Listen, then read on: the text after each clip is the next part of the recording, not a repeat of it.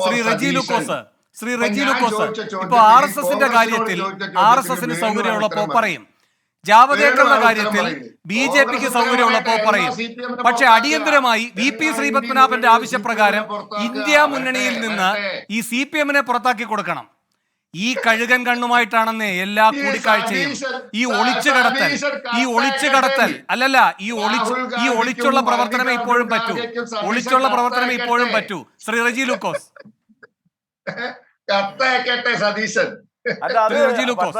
ഒരു അതിമോഹമാണ്. കാരണം എന്താ അറിയോ? കാരണം വേറെ വളരെ സിമ്പിളാ. തീർച്ചയായിട്ടും വളരെ സിമ്പിളാണ് അദ്ദേഹം അങ്ങനെ പറഞ്ഞത്. കാരണം വെച്ചാൽ തൃശ്ശൂരിൽ അവരുടെ ഒരു MP വിജയിപ്പിച്ചത് ഈ കോൺഗ്രസ്സുകാരും പിന്നെ ലീവ് ഉൾപ്പെടെയുള്ള UDF-ന്റെ വോട്ട് മേടിച്ചോണ്ടാ. ദേശീയ തലത്തിൽ നിന്ന് അവർ ദുർബലമായിരിക്കുന്നു. ബീഹാറിലെ ഭരണകക്ഷി പിന്നെ നിതീഷ് കുമാറിന്റെ പാർട്ടി ഏതാണ്ട് അത് വിടുമെന്നുള്ളൊരു വക്കത്തിലേക്ക് നിൽക്കുക. അപ്പം ഇന്ത്യ മുന്നണിയെ ദൗർബല്യപ്പെടുത്തുന്നത് അദ്ദേഹത്തിന്റെ ആവശ്യവും മോഹമാണ്. പക്ഷേ പത്മനാഭ ബഘേൽ എനിക്ക് വളരെ ഇഷ്ടമുള്ളതാണ്. പക്ഷേ അത് മടക്കി കൈവച്ചോണ്ടാ മതി. അടുത്ത് നടക്കാൻ പോകുന്ന നിങ്ങളുടെ ബാലൻസ് എന്ന് പറയുന്നത് 0 ആയിരിക്കും. അല്ല, വ്യക്തിപരമായിട്ട് എനിക്ക് അത്ര താല്പര്യം എല്ലാവരോടും ബഹുമാനിക്കുന്ന ഒരാളാണ് ഞാൻ. അല്ല അതല്ല സാറേ, ഞാൻ അത് സ്വാഭാവികമായിട്ട് ചർച്ച വരുന്നതിനെ അത് വേണ്ട. ഇവിടെ കൃത്യമായ ചോദ്യമാണ് വന്നിരിക്കുന്നത്. RSSന് സൗകര്യമുള്ളപ്പോ RSS പറയും, BJPക്ക് സൗകര്യമുള്ളപ്പോ BJP പറയും. ഇവിടെ ഇപ്പൊ നിങ്ങൾ ഈ പറയുന്ന ദത്താത്രേയ കൂടിക്കാഴ്ചയുടെ കാര്യത്തിലൊരു ADGP ആണല്ലോ പ്രശ്നത്തിൽപ്പെട്ട് കിടക്കുന്നത്. അങ്ങനെയല്ലാതെ EP-യെ വീട്ടിലിരുത്തിയത് പ്രകാശ് ജാവദേക്കർ ആണല്ലോ. ആ കാര്യത്തിൽ രാഷ്ട്രീയ സത്യസന്ധതയോടെ ഈ കാര്യങ്ങൾ പൊതുസമൂഹത്തോട് പറയാൻ, അതും ജനവിധി നേരിടുന്ന ഒരു ദിവസം പോലും അതിന്റെ പ്രതിരോധത്തിലാകുമെന്ന ബോധ്യമുണ്ടായിട്ട് പോലും രാഷ്ട്രീയ സത്യസന്ധതയോടെ EP ആ കാര്യങ്ങൾ വിശദീകരിച്ചില്ലേ? ഇവിടെ ഈ പറയുന്ന തെരഞ്ഞെടുപ്പിൽ അതിന്റെ ചുക്കാൻ പിടിച്ച ഈ പ്രഭാരി ഉണ്ടല്ലോ, ഈ മഹാനായ പ്രഭാരി ഇന്ന് വരെ വെളിപ്പെട്ട് വന്നിട്ടില്ല.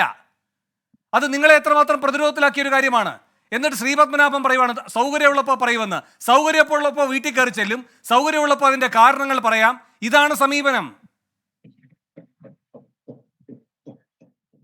അല്ല, ഞങ്ങളെ ചാരി RSSനെ വിളിപ്പിക്കാൻ ശ്രമിക്കേണ്ട. അത് ഒരു കഠിനമായൊരു ശ്രമമായിരിക്കും. കാരണം പ്രഭാരി പിന്നെ ജാവദേക്കറിന്റെ വാതുറപ്പിക്കാനായിട്ട് CPM എന്താ കാര്യം? അത് അവർ തീരുമാനിക്കേണ്ട കാര്യങ്ങൾ അവർ പറയട്ടെ. അവർ ഇന്നുവരെ ഞങ്ങളെക്കുറിച്ച് അനുകൂലമായിട്ട് എന്തെങ്കിലും പറഞ്ഞിട്ടുണ്ടോ? ഇവിടെ ഒരൊറ്റ 10 സെക്കൻഡ് ഇരിക്കുന്നുണ്ട്. ഇവിടെ ബഹുമാനപ്പെട്ട മീരാൻ വക്കീൽ ഇവിടെ ഒരു കാര്യം പറഞ്ഞു, RSSനെ ചാരിക്കൊണ്ട് ഞങ്ങളെ അദ്ദേഹം പല രീതിയിലുള്ള കുറ്റപ്പെടുത്തൽ നടത്തി. എൻ്റെ വക്കീലെ, ഞാൻ നിങ്ങളോട് ചോദിക്കട്ടെ, നിങ്ങൾക്ക് ഇത് പറയാനായിട്ട് ഓർമ്മയുണ്ടോ? നിങ്ങളുടെ ഓർമ്മയിലേക്ക് നോക്കിയേ.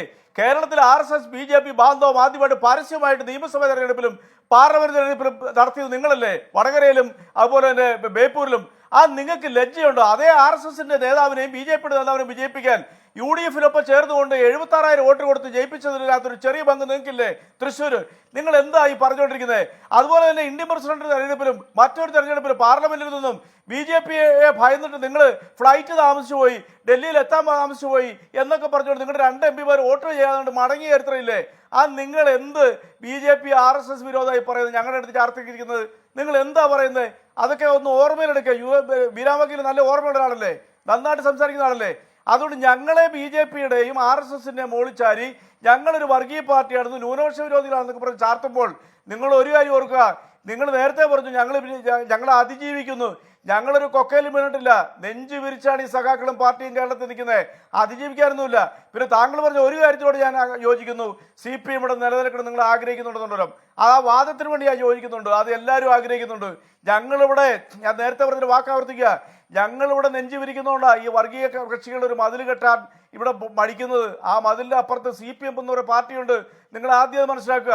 അതുകൊണ്ട് ഏതെങ്കിലും ഒരു ADGP നിങ്ങൾ ഈ പത്മനാഭ ബഘേലോട് ഞാൻ ചോദിക്കട്ടെ, നിങ്ങളുടെ സർക്കാരിലെ RSSുമായിട്ട് ബന്ധപ്പെട്ട കാര്യങ്ങളിലുള്ള നിരോധനം കേന്ദ്ര സർക്കാർ ഉദ്യോഗസ്ഥന്മാർക്ക് നീക്കിക്കൊടുത്തത്? IPS ഉദ്യോഗസ്ഥന്മാരെന്ന് പറയുന്നത് കേന്ദ്ര സർക്കാരിൻ്റെ അണ്ടറിലല്ലേ? നിങ്ങളുടെ സർക്കാരിലെ മാറ്റിയത്? അതിൻ്റെ പേരിൽ ഒരു IPS ഉദ്യോഗസ്ഥൻ RSSന്റെ ഏതെങ്കിലും പരിപാടിയിൽ ഒരാളെ കണ്ടു കഴിഞ്ഞാൽ ഒരു നിയമനോട് സ്വീകരിക്കാനായിട്ട് ഒരു പ്രതിപക്ഷത്തെ ഏതെങ്കിലും സർക്കാരിന് നിയമപരമായിട്ടുള്ള ബാധ്യതയുണ്ടോ? നടക്കുമോ? നിങ്ങൾ എന്തിനാ അത് മാറ്റിക്കൊടുത്തത്?